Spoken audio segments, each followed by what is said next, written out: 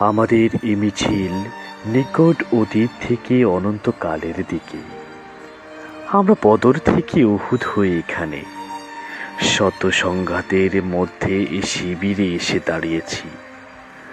কে প্রশ্ন করে আমরা কোথায় যাব? আমরা তো বলেছি আমাদের যাত্রা অনন্তকালের। উদয় ও অস্তের ক্লান্তি আমাদের কোনো দিনই বিহবল করতে পারেনি।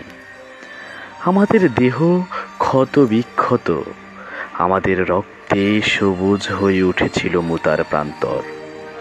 পৃথিবীতে যত গোলাপ ফুল ফোটে তার লাল বর্ণ আমাদের রক্ত, তার সুগন্ধ আমাদের নিঃশ্বাস বায়ু। আমাদের হাতে একটি মাত্র গ্রন্থ আল কোরআন। এই পবিত্র গ্রন্থ কোনো দিন কোনো অবস্থায় কোনো তাওহীদবাদীকে থামতে দেয়নি।